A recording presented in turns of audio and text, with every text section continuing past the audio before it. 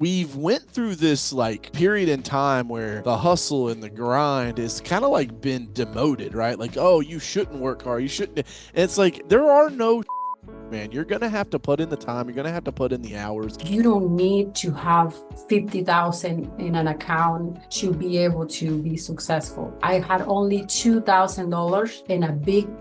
I did not doubt it one day that I wasn't gonna be where I am here. They say that there's levels to the game, and you don't get to those levels until you become the person that deserves to be at those levels. Trust me, when I learned that, the first year I hit the top.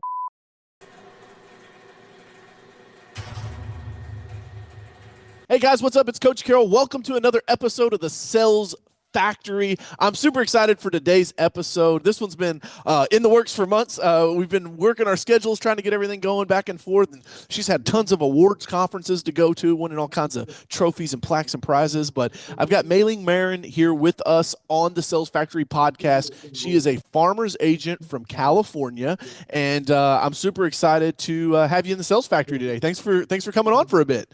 Thank you for inviting me. Yeah, absolutely. Well, let's hop into this. Tell the people who they're listening to here because I see you posting all the time on social media, which I love.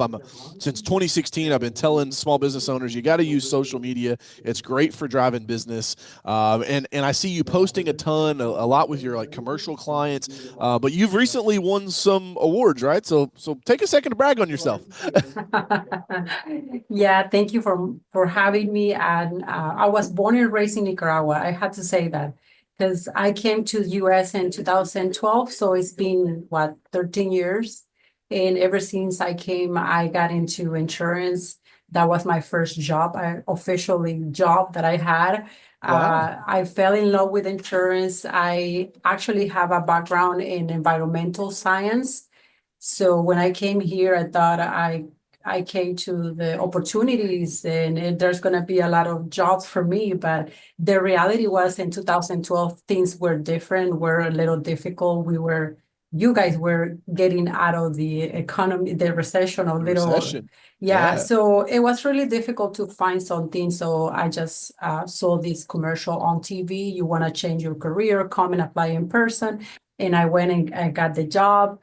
I worked for that broker for auto and home, like 2 or 3 years. I became the manager, and then I said, well, okay, I think it is the time for me to do this. I love it, and I really like the opportunity to connect with people and to because I never did sales before, so. Okay. I really love the idea that, okay, I'm going to be helping people, but as well, I'm going to be doing something that is a need. You have to have insurance for everything that you do. Can't do that. In my country, everybody's driving with no insurance. And so everybody has paid off homes and they don't have insurance. So yeah, so in here I saw the need and I saw a really good business to be in. And I went to farmers and I said, okay, I'm here to be an agent. I actually worked for an agent, for another successful agent in Riverside, California for a year. And Okay. then after a year, I actually went with the intentions to learn about the business, learn about the company. And then I went on my own. So a year later, I say, okay, thank you so much for mentorship and everything. I'm ready to go on my own. So I opened my agency in 2018. And ever since I got here, I have been a go-getter because I see a lot of opportunities. I'm coming from a country where there's little opportunities. There's little opportunities. So when you see that much opportunity here, you just want to wake up every day with the intentions. Let me go get it. Let me go do this. So Yeah. ever since the first year, I opened my agency from scratch, and ever Oh, since the wow. first year, I sold all my phone book, every single customer, every single contact in my phone. I was calling every single contact, and then I got Rookie of the Year the first year, and then Topper Club, which is the the top 10% of the company for 5 years, 2019, 20, 21, up until 23. I got the top 1% of all farmers agents. So Wow. that's my brag over there. I know, I love it. And guys, if you're listening to this, these are the type of people that I try to find to come to the podcast because I want you guys to get good information. There's a couple things, Meyling, that I want to kind of break down out of there. The first one is what I tell entrepreneurs that come to me that say, "Coach, I want to start a business, but I don't know what to do." You do what Mei Ling did. She went and found somebody that was successful doing what she wanted to do, and she learned from them. You have to put in the work, man. There is no like, I don't care what the internet guru tells you. There is no like shortcut to just go straight to the top 1%, right? Like you see she Exactly. grinded, she put in the hours, she put in the years of work learning and honing her craft so that then she could go after it and take on the opportunity of becoming her own agent. That's the first one. The second thing I think that is important, and I've got a blog post on coachcarroll.com. The title of it is Hustle Like an Immigrant because there is just like, there's this like, I don't know, man. I don't come from much. And Mailing, I've shared my story before. Like, my dad never made more than 20 bucks an hour in his entire career. My mom raised me and my brother. And so, like, hustling was just kind of like what we were born into. And it's like, it blows my mind how many people don't understand, like, we're in the land of opportunity here in America. No Exactly. matter, and it doesn't matter who's in charge, red team, blue team, that stuff will go back and forth. That doesn't matter the opportunities. You got to be able to play the game no matter who's in charge. And you've done a great job of that. And then, holy smokes, to go rookie of the year. And by the way, for the non-insurance listeners, right, Mailing, why don't you explain what it means to be a scratch agent, and that Oh, hill you have to climb, because some of my listeners may not understand the accomplishment and the feat just in and of that. scratch agency means you got your office with zero policies, which means didn't have any renewal income, you didn't have any policies in force, you just got there to sell from scratch. There is another type of agencies that you can buy a book that is already established and that comes with with an income already. In my case, I only had $2,000 in my account. And when I tell this to other agents that I have the opportunity to tell them, hey, you don't need to have 50,000 in an account to be able to be successful. I had only $2,000 and a big dream that I was gonna do things that I was gonna accomplish it. I did not doubt it one day that I was gonna be where I am here, I love providing that. employment for 9 people, having people here. I have staff, full-time staff. There are no 1099s. I had to, when they said, you pay that, you pay all of that. Yeah, I have a big payroll. I have a big payroll in California with a lot of benefits. I offer them benefits. So when I tell you I had $2,000, that was all what I had, and that was to pay my rent. Wow. And when I was able to open my office, I actually had to lend some money. I had to ask my mom to give me some money to put it as a down payment. And I promised her I was gonna pay her in 6 months, and I did it. So, yeah, and it has been a blessing. But the opportunities, talking about the opportunities, we are used to see what you see every day, and you take it for granted, like because you have it on a daily basis, you don't see that, but it's in front of you. This Mhm. is a country very financially stable. This country, you can, if you have lemons, do lemonade. You have, you just can't really potential. The potential is there. You just have to go get it. And if you don't do it, somebody else is gonna come and do it, I like me, love it. like I me. love she said like me. I love But that. That's mainly that's where my whole mantra, the hustle, it's worth it, comes from, right? It's like you have to, it's not it's worth it hustle. It's hustle, it's worth it. Because the hustle comes first, man. Like you gotta go out there, you gotta grind. And for some reason, right, like we've went through this like period in time where the hustle and the grind is kind of like been demoted, right? Like, oh, you shouldn't work hard. You shouldn't. And it's like there are no shortcuts, man. You're gonna have to put in the time. You're gonna have to put in the hours.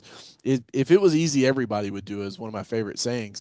Mainly talk about going from scratch, which is like that's tough in and of itself. When I meet an agent that's successful, let alone a topper or 1%, that has went from scratch to build a business, you know, what were some of those early days? Like, what were the emotions or the feelings that kind of went through your mind? Were there ever moments where you're like, man, maybe this isn't for me? Or like, did you just always stay plugged in and say, hey, we got to fight this thing out? Like, what, maybe talk to us about some of those darker days that weren't, holding up a one percenter trophy. I was actually not, I didn't have time to think about, I my love emotions. that. I did not have time to sit down and say, oh, I'm gonna make it, or oh, I'm scared. No, I just wake up every day with intentions to go get it, to go do it. The first 2 years, I work every single day, Sundays, including Sundays. I work Wow. every single day. And I did not have time to think about, oh, my fears or things like that. No, I said, okay, I had to do it. I had to do it. It was like a survival mode. When you are in a survival mode, you're not thinking, should I swim so I can get out of this storm or what? No, you just need to go, right? So I was hungry. I did not have money. I just had the opportunity to go get it. So I did not see anything of that. Wow. So one of the things that I do want to mention is before, okay, first 1 or 2 years, that was the most difficult years. Then when I start seeing more renewables and more income, I hired my first employee a year into the business.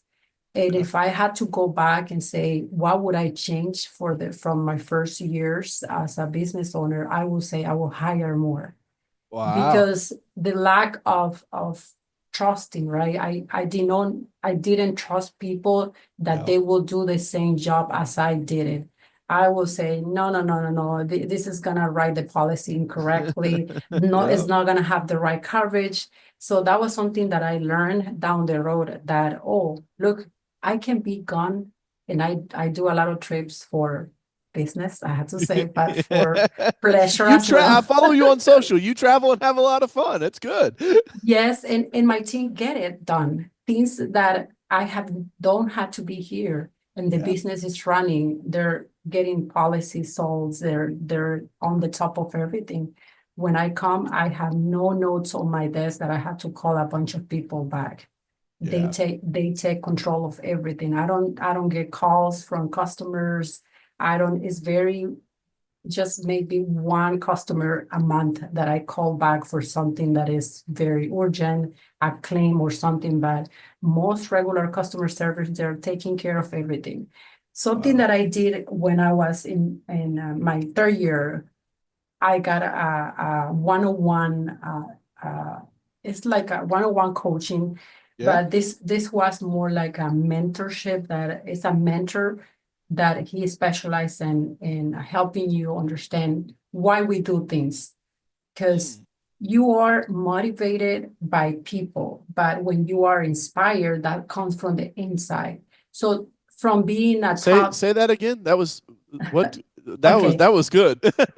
so when you people motivate you, right? That is from the outside. It's somebody that you see on a daily basis, or maybe this Some you this follow on Instagram or somebody you see in a magazine or something like that. you're motivated by this person. But what happened when you don't see this person anymore? You're not reading this person anymore. This is coming from the outside. But when you learn to be inspired, that comes from the inside. You're learning that everything that you have with them is so powerful that you don't need that actual people from the outside to be motivate you on a daily basis. Love that, man. There's like we live in such a tough time right now where people, I've heard it said that people are comparing their behind the scenes reel to someone else's highlight reel, right? And like you can get deflated from there. What you're saying is like you want to really succeed, it's got to come from inside of you, right? Knowing your potential, and you're powerful, because the person that we talk more every day is with ourselves, and we Ooh, have some limited thinking that, no, it's Meyling did it because she's from Nicaragua and she has this background and all this. So you're putting yourself into this type of mentality. And so your brain, it's meant to execute what you're telling yourself.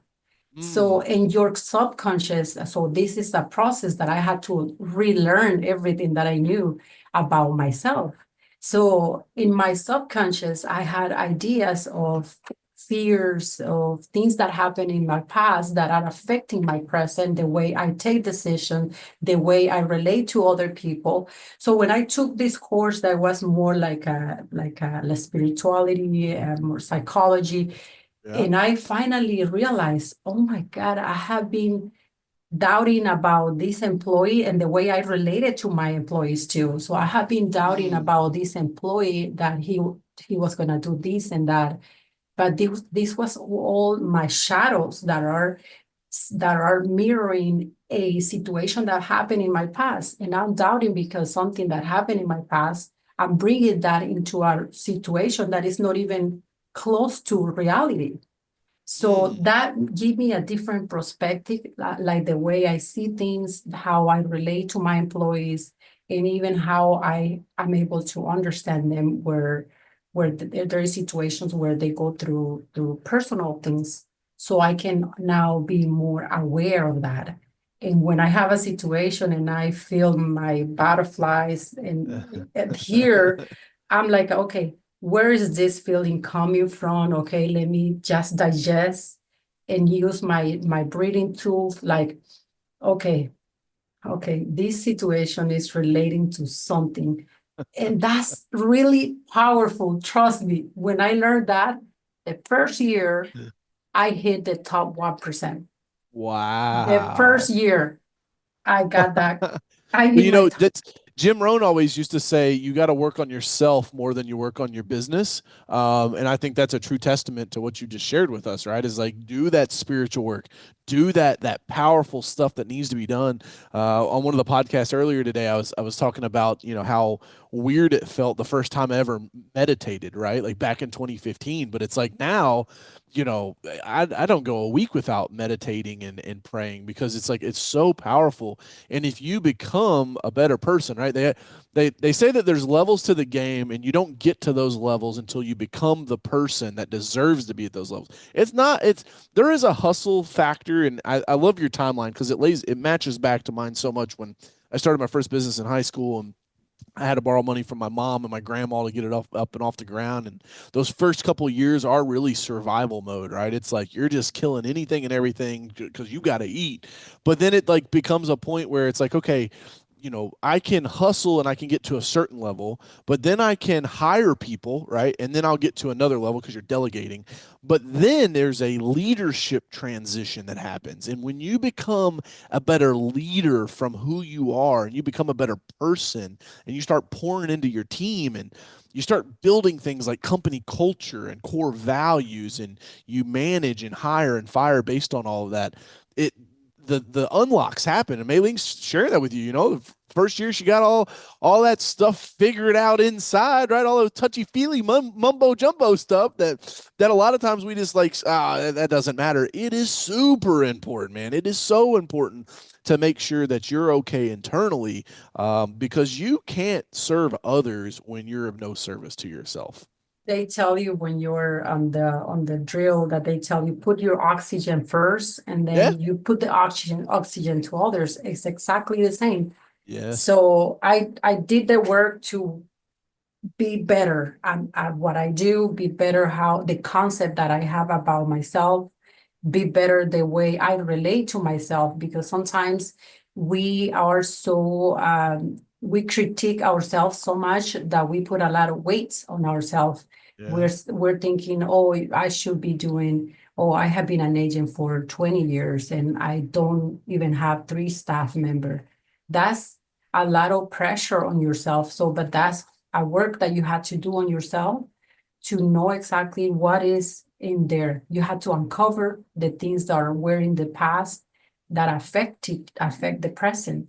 So one of the things that I wanted to share, it's about like 2 years ago when I had my best year and I was able to buy my first house. So Okay. I was Congrats. driving, thank you.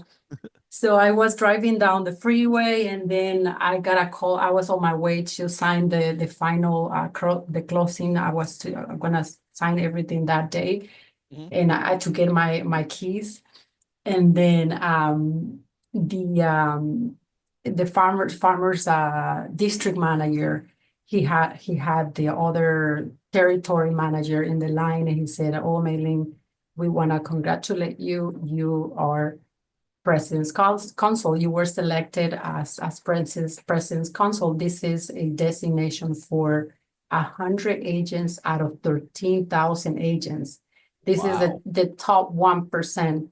You're qualified with the production of last year." So that was, and I was driving. So when he called me, I was driving and I was just in tears, just in tears. And oh, I couldn't even believe it. This was something like huge for my career, was something like I couldn't even digest. I was driving and I was crying, and he said, "Are you okay?" And I said, "Yes, I'm on my way to sign the closing statements for my house." And he was like, "Wow, Maylene." And I was just crying and thinking about my two kids.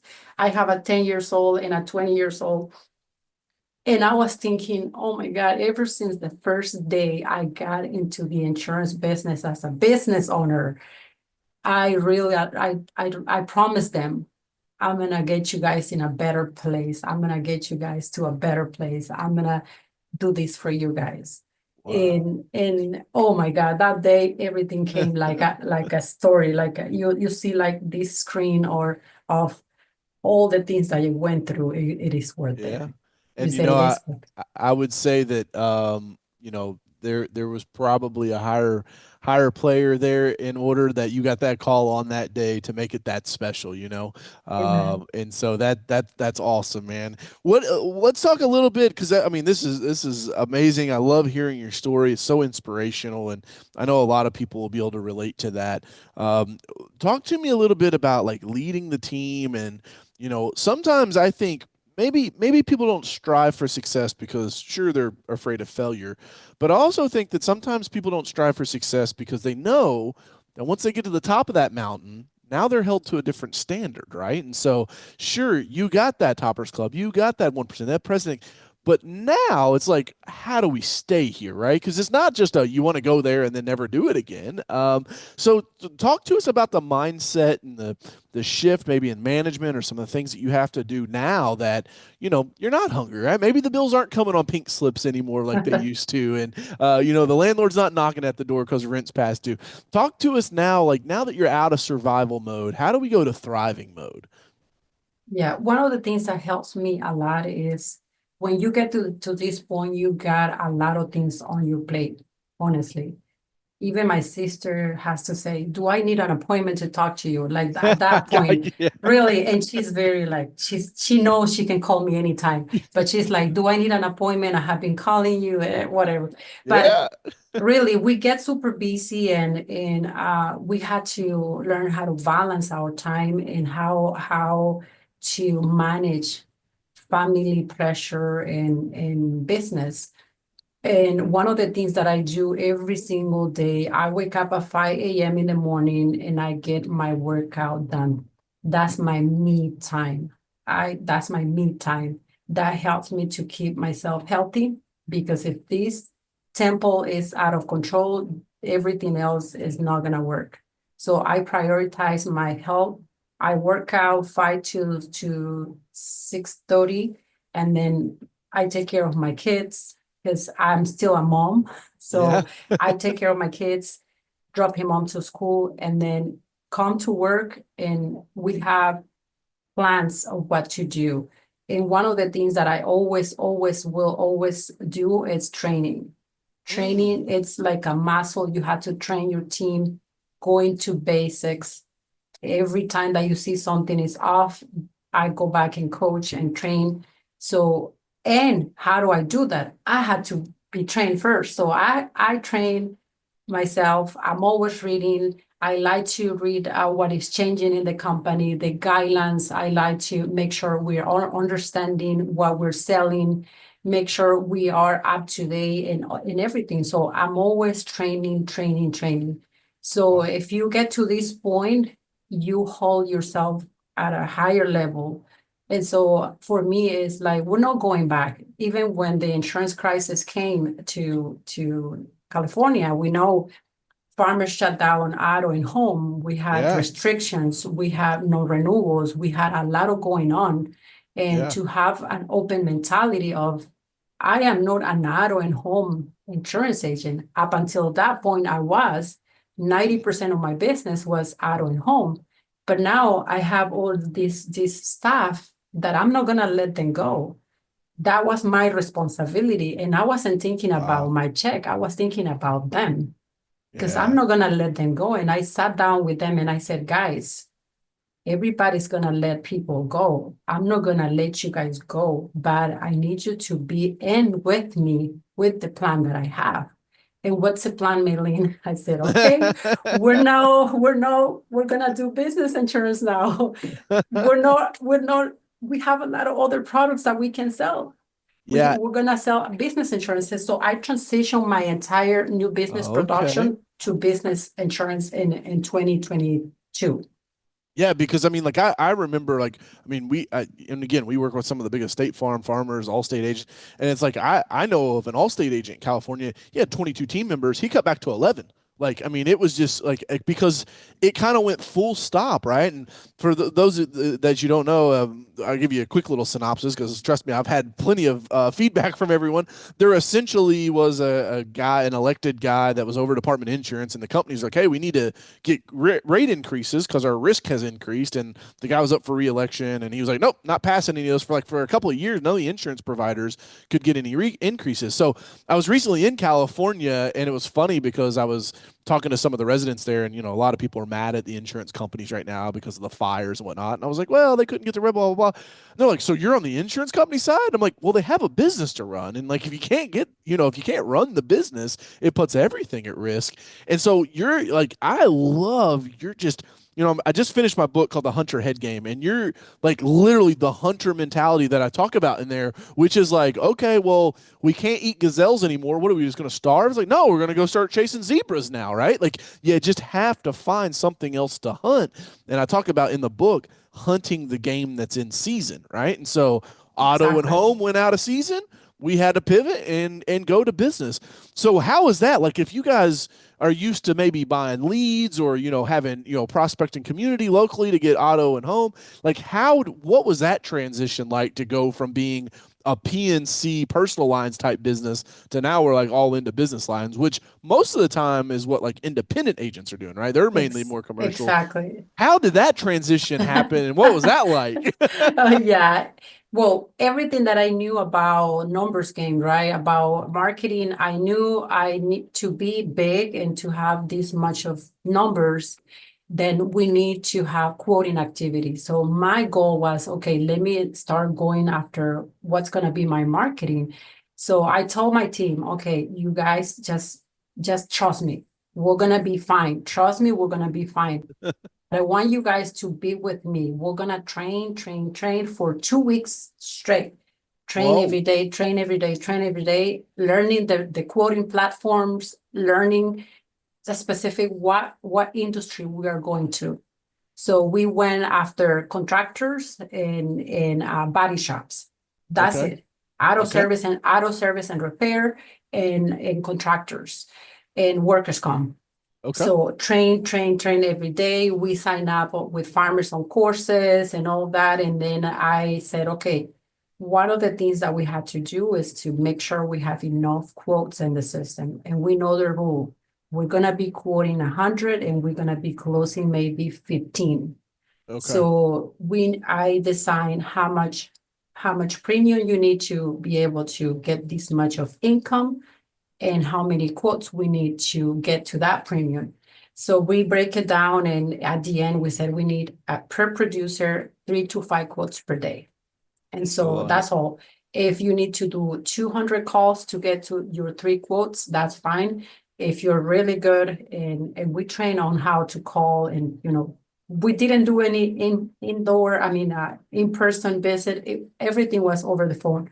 So No there, kidding. Yeah. Whoa, I love that even more than you guys were just dropping off donuts and business cards and saying, "Hey, call me if you need a quote." You're banging the phones, which that was my first book, Phenomenal Phone Calls. That's how I built my first business, was just picking up the phone and dialing, right? Smiling and dialing for dollars. So you guys just straight up started hitting the phones, calling commercial clients saying, "Hey, can we quote your insurance?"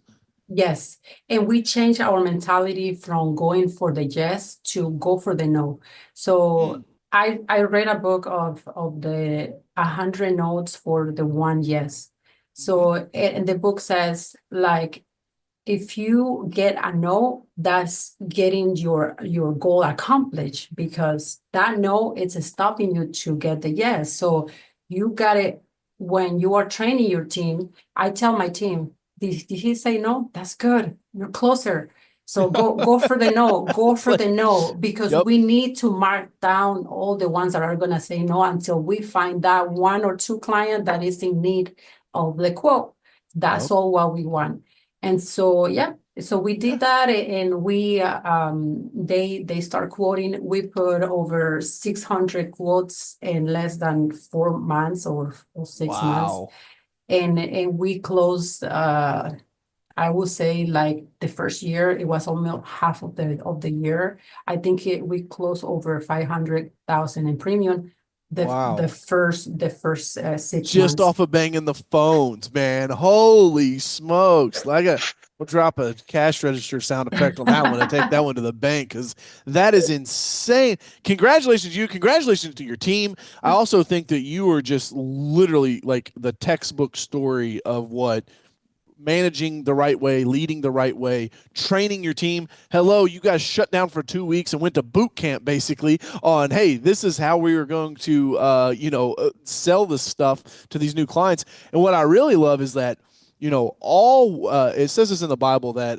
all work provides profit, right? And so like all work pays off. So now guess what happens 2 years later? Meyling now has an agency. Oh wow, we can write auto and home. Hey, we have a slew of business owners that we now can go get auto and home from. Exactly. And guess what? Business owners don't have small houses, and business owners typically got more than one car. And so you guys have built a pipeline now to like bounce back even harder. So congratulations to you guys. There's no secret why I'm seeing you at every other award ceremony holding up a plaque. You're doing it the right Thank you. way. Thank you. Thank you. And one of the things that I always say is like when you learn to diversify your book, your business, whatever you're doing, Mhm. just you're not relying your entire career in one line. That's Yeah, gonna help you survive through the good and the bad. I mean, is you're gonna yeah, go not only survive, thrive and be successful when you have this open mentality of okay, this is it. Okay, let's do yeah, commercial. Let's do, yeah. and every time that they call, they will say, we'll specialize in business insurance. And they were in the business for maybe 2 weeks. You gotta Hey, fake it until you make it. yeah, you don't have to be an expert to specialize in something, right? So, if you specialize in it, that's okay. Exactly, exactly. So Wow, yeah. that's awesome.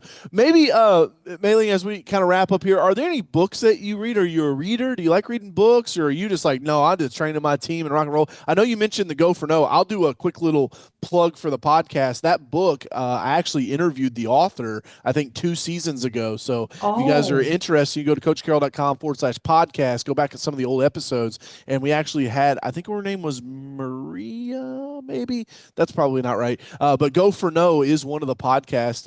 We had the author, the co-author on. So great book. Apparently, a lot of people have read that book, and it's been a game changer for them to shift their mentality. But are there any other books that you could recommend to the listeners out there? Ed Miles. I don't know if you have heard about him. Ed He's Milet, really, yep. or yeah, I yeah, follow his Instagram and then I read his book, the what's it called? One more, what's it uh, called? yeah. Was because I've read that one as well. That's the other Yeah, problem when you read a lot of books. It's like it's hard to keep up with. yeah. One more rep, maybe. Ed Milet. That was the power of one more. The Yeah, power of The one Power of more. One More. Yep, Yeah, the yep. power of one more. That was a really good book. But I listen to books because I do I too. have now, ever since I bought my house, I have a 45 minutes drive. So okay, so I see the opportunities, right? Now I Yeah. have the opportunity to listen to books. And Yeah. I'm always trying to put a lot of positive energy, positive things, learning from others. I never stop learning. I love I that. I will always sit down and listen to other agents, no matter what they're saying. I mean, I just want to learn one thing that I can take away that's gonna make changes in my business. So Yeah. I'm always trying to learn to be better.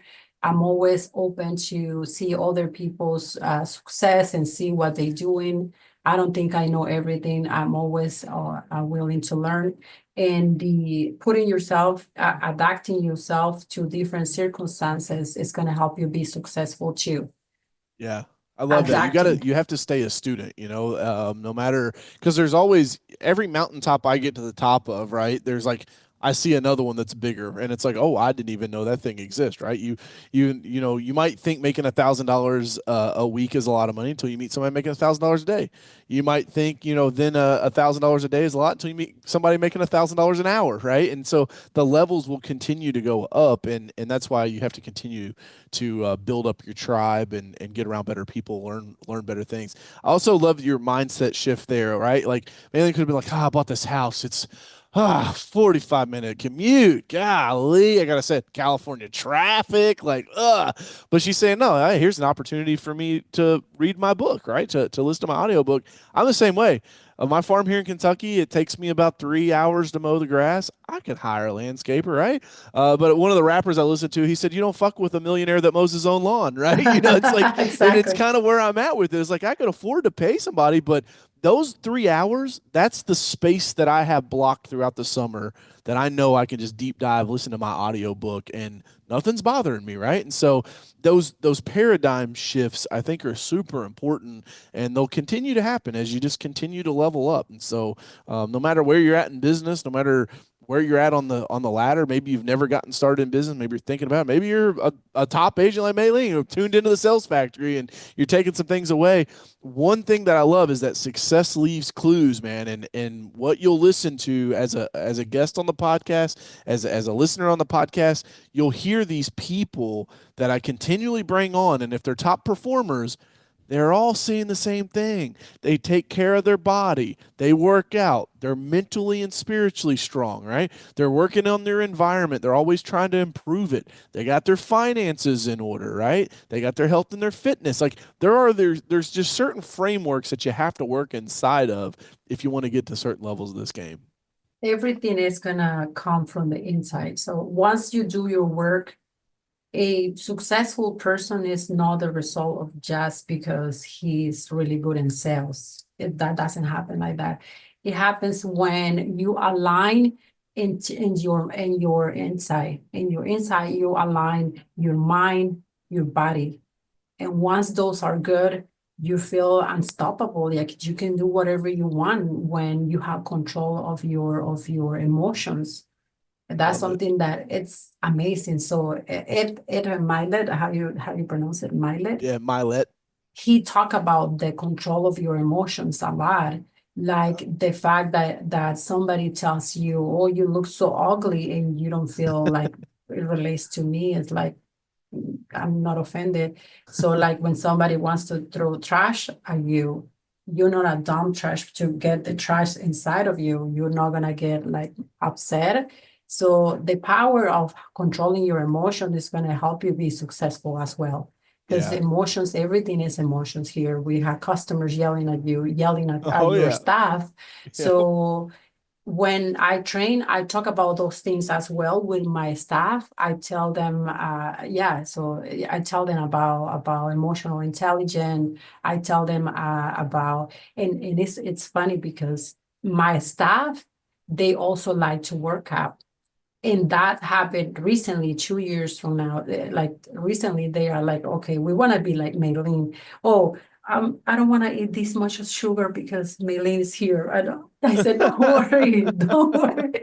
Like they know I eat healthy, I take care of myself, I eat healthy. So this hold you to a different level of leadership. Yeah. This hold you to a different level of leadership. Yeah, I love it. I love it so much. This has been great, Meyling. I appreciate you coming on the Sales Factory. There's so much that we unpacked here, guys, from the spirituality to the health and fitness side of things to being a good leader. Meyling, if people want to connect with you, maybe there's some other ladies that are up and coming and maybe have a similar background. Like, hey, I want to connect with her. She somebody I'd like to have in my corner. How can they get a hold of you? Yeah, they can add me in social media. My social media and Instagram is Meyling_insurance_agent Okay, or Meyling Marin and Facebook. Or yeah, they can email me if they want and I can send you the email and you can post it there, my email too. But perfect. yeah, I'm happy to help. I'm always willing to help others. As a result, I forgot to tell you this. I am part of a nonprofit organization as a business owners and leaders that we are making an impact on a community. We also should think about giving back Okay, because life is going love to that. bring back whatever you let go. So I belong to a nonprofit organization called Prosperity Homes. They build homes for low income families in Mexico. Okay, And you can say Ensenada, Mexico, right? Why there?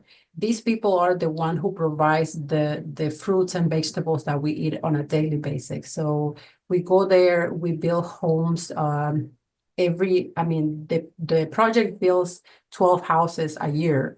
wow, But I made it as a goal to build one home per year.